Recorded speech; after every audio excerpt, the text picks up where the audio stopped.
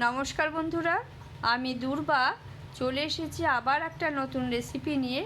আজকের রেসিপি হলো দই চিংড়ি।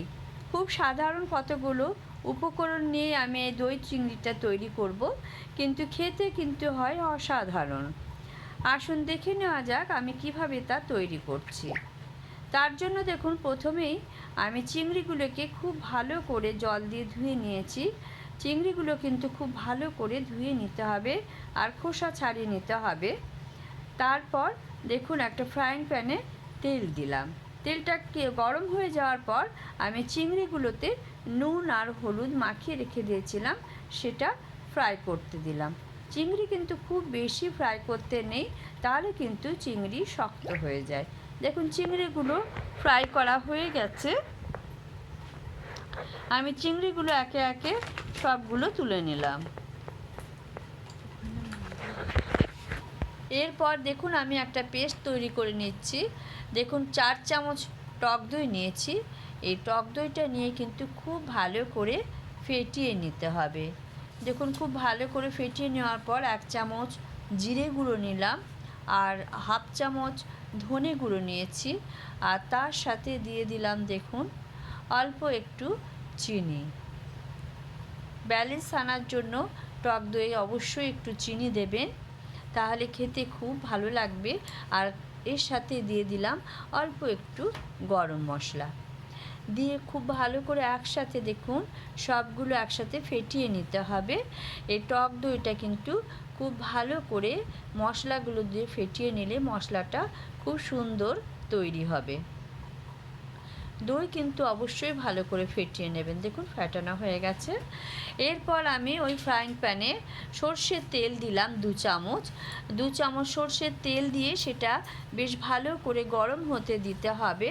দেখুন, তেল কিন্তু গরম হয়ে গেছে। এই সময় আমি দেখুন এলাচ, দারচিনি, লবঙ্গ ফোড়ন হিসেবে দিলাম।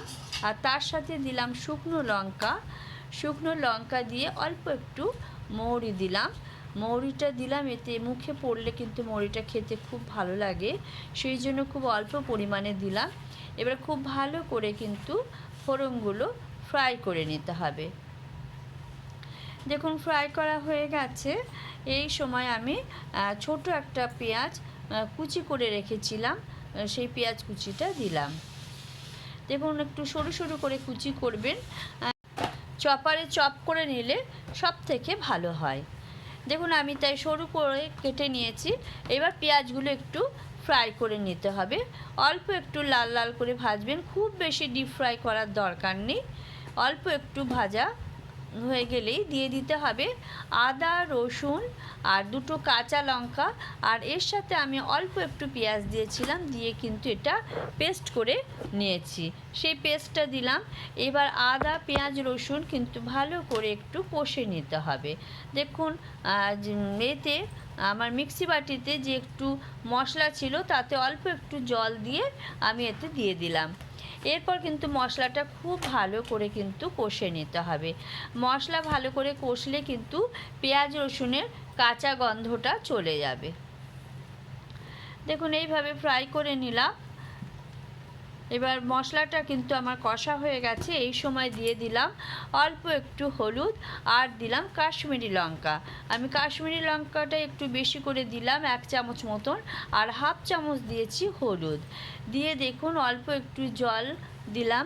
জল দিয়ে মশলাটা আবার ভালো করে কষে নিচ্ছি। মশলা কিন্তু ভালো করে কষতে হবে। ভালো করে মশলা কষলে কিন্তু যে কোনো তরকারির স্বাদ কিন্তু খুব ভালো হয়। দেখুন, মশলা থেকে কিন্তু তেল ছেড়ে দিয়েছে, দেখেই বুঝতে পাচ্ছেন আমার মশলা কিন্তু কষা হয়ে এসেছে। এই সময় দিয়ে দিলাম পরিমাণ মতো নুনটা দিয়ে আবার একটু নাড়াচাড়া করে নিচ্ছি। দেখুন, পুরো মশলাটা কিন্তু সুন্দর করে কষা আমার হয়ে গেছে। এই সময় যে টক দইটা আমি ফেটিয়ে রেখেছিলাম মশলা দিয়ে, সেটা দিয়ে দিলাম। আর সেই টক দইয়ের সাথে অল্প একটু জল দিলাম, দিয়ে এর সাথে অ্যাড করে নিলাম। নিয়ে এবার ভালো করে কিন্তু মশলাটা কষতে হবে। আর এই সময় দিয়ে দিলাম অল্প একটু টমেটো, আর তার সাথে 4টে কাজু বাদাম বাটা একসাথে বেটে রেখেছিলাম, সেই বাটাটা দিয়ে দিলাম। একটা ছোট সাইজের টমেটো ছিল, আর ছিল 4 কুচি এই 4টে কাজু বাদাম নিয়ে ভালো করে বেটে নিয়েছিলাম। এটা দিলে খেতে কিন্তু এর স্বাদ অনেকটাই বাড়িয়ে দেয়। দেখুন সমস্ত কিছু দিয়ে খুব ভালো করে কষে নিচ্ছি। এই মশলা থেকে যখন তেল বেরিয়ে আসবে তখন আমি এর সাথে জল অ্যাড করব। দেখুন এর সাথে অল্প একটু নুন দিলাম, যেহেতু নুনটা আমি আগেই দিয়েছি তাই অল্প একটু অ্যাড করলাম। দেখুন মশলা কষা হয়ে গেছে, দেখেই বুঝতে পাচ্ছেন যে মশলাটা আমার কষা হয়ে গেছে। গ্যাসের ফ্লেম কিন্তু আমি কমিয়ে রেখেছি, কারণ এর সাথে একটু কাজু বাদাম বাটাও আছে, ধরে যেতে পারে। দেখুন আবার একটু কাশ্মীরি লঙ্কাটা অ্যাড করলাম। দই দেওয়াতে কালারটা একটু হালকা হয়ে গেছিলো তাই দিলাম। এতে করে কিন্তু কালারটা খুব সুন্দর আসবে, সেই জন্যই অল্প একটু কাশ্মীরি লঙ্কাটা দিয়ে দিলাম। দেখুন এরপর আমি গরম জল করে রেখেছিলাম, সেটা দিয়ে দিলাম। গরম জলটা দিয়ে এরপর কিন্তু ভালো করে নেড়ে নিলাম। দেখুন খুন্তিতে যে মশলাগুলো লেগেছিল সেটাও একটু জল দিয়ে ধুয়ে দিলাম, দিয়ে এটা কিছুক্ষণ ফুটতে দিতে হবে। এই জল দিয়ে মশলাটা কিছুক্ষণ কিন্তু ফুটতে দিতে হবে। কিছুক্ষণ ফুটলে কিন্তু এর থেকে নিজে থেকে একটা স্বাদ সুন্দর বেরিয়ে আসবে।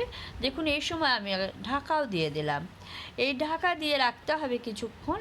10 মিনিট পর দেখুন আমি আবার ঢাকাটা খুলে দিলাম। দেখুন অনেকটাই কিন্তু জলটা শুকিয়ে এসেছে, আর অনেকটা বেশ গাঢ় হয়ে গেছে মশলাটা।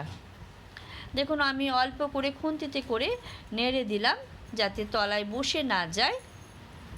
এরপর দেখুন আমি চিংড়িগুলো যেগুলো ভেজে রেখেছি সেটা দিয়ে দিলাম। চিংড়িগুলো দিয়ে দেওয়ার পর একটু ভালো করে গ্রেভির সাথে কিন্তু মিশিয়ে দিতে হবে। দেখুন চিংড়িগুলো দিয়ে আবার ভালো করে কিন্তু ফুটতে দেব। এই সময় আমি ওপর থেকে কতগুলো কাঁচা লঙ্কা দিয়ে দিলাম। কাঁচা লঙ্কাগুলো কিন্তু আমি মাঝখান থেকে একটু চিড়ে দিয়েছি। কাঁচা লঙ্কাগুলো একটু ডুবিয়ে দিয়ে তারপর আবার ঢাকা দিয়ে দিলাম। ঢাকা দিয়ে কিন্তু কিছুক্ষণ ফুটতে দিতে হবে, আর গ্যাসের ফ্লেম কিন্তু একদম কমিয়ে রাখবেন। এতে করে কিন্তু দই চিংড়ির স্বাদটা হয় খুবই সুন্দর। বন্ধুরা একবার হলেও বাড়িতে তৈরি করে দেখুন, খেতে কিন্তু খুব ভালো হয়। দেখুন কিছুক্ষণ ফোটানোর পর এই ঢাকা খুলে দেখাচ্ছি কতটা সুন্দর কালার হয়। শুধু কালার যে সুন্দর হয় তাই নয়, খেতেও কিন্তু অসাধারণ হয়। রেসিপিটা দেখে যদি ভালো লেগে থাকে তাহলে অবশ্যই লাইক, শেয়ার আর সাবস্ক্রাইব করে দেবেন বন্ধুরা।